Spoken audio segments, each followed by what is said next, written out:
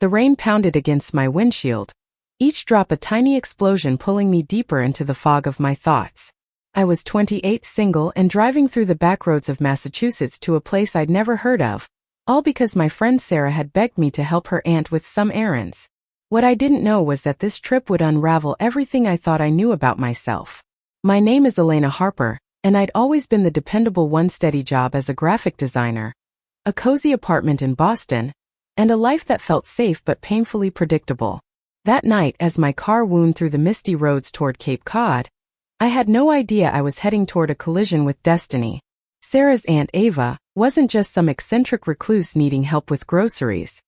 She was a 34-year-old woman with a past as stormy as the weather and a presence that would shake my world.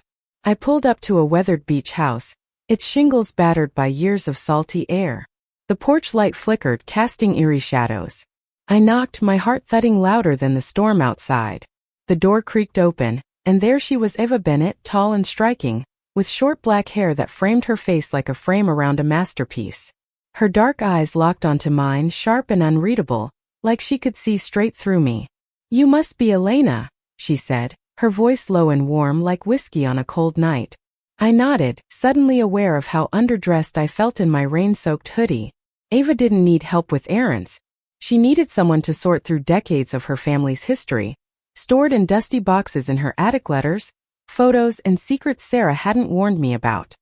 "I don't trust many people," Ava said, leading me upstairs. "But Sarah says you're good with details." Her tone was casual, but there was an edge to it, like she was testing me. The attic smelled of old wood and memories, and as we sifted through faded Polaroids and handwritten notes, I felt her watching me, her gaze heavy with something I couldn't name. Over the next few hours, I learned fragments of Ava's story. She'd been a painter once, celebrated in Boston's art scene, until a scandal, something about a forbidden love, had driven her to this isolated house. She didn't elaborate, and I didn't ask. But as we worked side by side, her arm brushing against mine, I felt a pull, like the tide drawing me closer to something dangerous and beautiful. By midnight, the rain had stopped, and Ava offered me a glass of wine. We sat on her porch, the ocean whispering in the distance. "You're not what I expected," she said, her eyes softening. I laughed nervously. "What did you expect?" She leaned closer, her breath warm against the cool night air. "Someone less alive." My heart stuttered. In that moment, I knew this wasn't just about helping with boxes. Something was happening between us, something I wasn't ready to name. The next morning I returned, unable to stay away. Ava was different in the daylightless, guarded, her smile like a sunrise after a long night. We worked through more boxes, uncovering letters from a woman named Clara, written in the 1980s. The words were raw, passionate, and heartbreaking love letters that spoke of a relationship forced into the shadows. "Clara was my aunt's partner," Ava said quietly. "They couldn't be together. Not back then." Her voice cracked, and I saw a flicker of pain in her eyes. I wanted to reach out to comfort her, but my hands stayed frozen, unsure of the line between us. As the days turned into weeks, I found excuses to keep coming back. Ava's house became my refuge, her presence my anchor. We laughed over coffee, argued over music, and shared silences that felt more intimate than words. One evening, as we sat by her fireplace, she told me about her own heartbreak, a woman who'd left her years ago, unable to handle the weight of Ava's intensity. "I scare people away," she said, staring into the flames. I reached for her hand, my heart pounding. "You don't scare me," I whispered. Her eyes met mine, and for the first time I saw vulnerability in her, a crack in the armor she wore so well. The weeks blurred into a rhythm of visits, each one pulling me deeper into Ava's world. We'd walk along the beach, her leather jacket brushing against my sweater, our conversations weaving between light and heavy. I told her about my dreams of being an artist, dreams I'd buried under practicality. She listened like no one ever had, her eyes holding mine with an intensity that made my skin hum. "You're wasting your talent," she said one day, handing me a sketchbook. "Draw something. For me." I hesitated, then sketched her profile against the ocean, my hands trembling with the weight of her gaze. But there was tension too. Ava's past wasn't just a story, it was a shadow that clung to her. One night, she got a call that left her pale and shaking. "It's nothing," she said, but her voice was tight. I pressed her and she snapped, "You don't get to fix me, Elena." Her words stung, but I saw the fear behind them. I didn't push, but I stayed, sitting quietly until she softened, her hand finding mine in the dark. The letters from Clara kept surfacing, each one more desperate than the last. They spoke of a love that society had crushed, of promises broken by fear and prejudice. Ava read them aloud sometimes, her voice thick with emotion. "This is why I don't let people in," she said one night. "It hurts too much." I wanted to tell her I wasn't like the others, that I could handle her storms, but the words caught in my throat. One stormy afternoon, everything changed.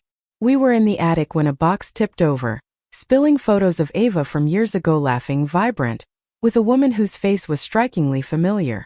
"That's her," Ava said, her voice barely a whisper. "The one who left." I saw the pain in her eyes, raw and unguarded, and before I could stop myself, I pulled her into a hug.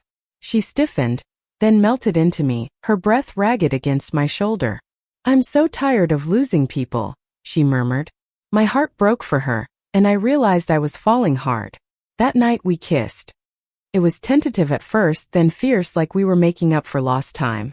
Her lips were soft but demanding, and I felt like I was drowning in her. "This is a bad idea," she whispered against my mouth, but she didn't pull away. I didn't either. For the first time I felt alive, like every color in my world had been turned up to full brightness. But love, I learned, isn't just light, it's shadows too. Ava's walls didn't come down easily.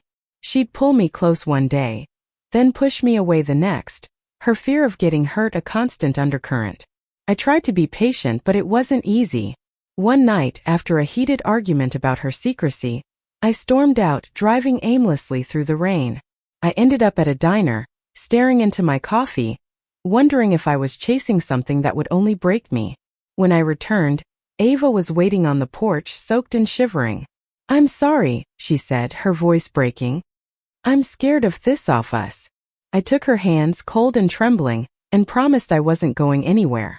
But doubt lingered, a quiet voice asking if I was enough to heal her wounds. The letters from Clara became our guide. We pieced together her story, a love that had been brave but broken, a reminder of what we could lose if we let fear win. One evening, Ava took me to Clara's old studio, a dusty room filled with paintings of stormy seas and hidden figures. "This is who I was," she said, pointing to a canvas. "I want to be that again with you." Her words were a lifeline, and I clung to them. But the past wasn't done with us. A letter arrived, addressed to Ava in handwriting I didn't recognize. She read it and went pale, her hands shaking. "She's back," she said, her voice hollow. "The woman who'd left her years ago was in town, wanting to see her." My stomach twisted. I'd fought so hard to get close to Ava, but now I wondered if I'd lose her to a ghost. The next week was a storm of emotions. Ava was distant, wrestling with memories I couldn't touch. I tried to be strong, but jealousy and fear gnawed at me. One night, she told me she was meeting her ex just to talk. "I need closure," she said, her eyes pleading for understanding. I nodded, but inside I was terrified. What if she realized I wasn't enough? While she was gone, I poured my heart into a painting, a stormy sea with two figures holding onto each other, defiant against the waves. It was my way of fighting for us, of showing Ava I could be her anchor. When she returned, her eyes were red, but there was a clarity in them I hadn't seen before. "It's over," she said. "She's not you." Relief flooded me, but so did a new fear. Could we really make this work? We spent the next few days rebuilding, our connection deeper but still fragile. Ava opened up more, sharing stories of her childhood, her dreams, her fears. I told her about my own insecurities, the parts of me I'd hidden even from myself.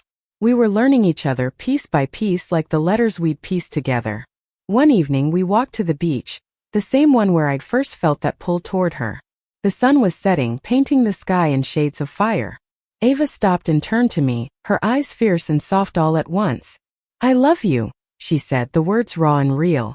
I froze, then laughed, tears stinging my eyes. "I love you too," I said, and we kissed, the ocean our witness. Months later we stood in Clara's studio, now cleaned and filled with new paintings. Ours. Ava's were bold and vibrant, mine softer but no less alive. We decided to open the studio to the public, A tribute to Clara and a promise to live our truth openly. The first exhibition was small, but it felt monumental. Friends, locals, and even Sarah came, her eyes wide as she saw what we'd built together. As we stood among the paintings, Ava's hand in mine, I thought about the journey that had brought us here. It hadn't been easy, love never is. But it was worth it. We'd faced our fears, our pasts, and the world's judgment, and we'd come out stronger. Ava wasn't just my partner. She was my home, my muse, my reason to keep going. The final letter from Clara hung framed on the wall, a reminder of love's cost and its beauty. Be brave, it read. Love anyway. We were. And we would. Thank you for listening. Like and subscribe to get notifications about next videos.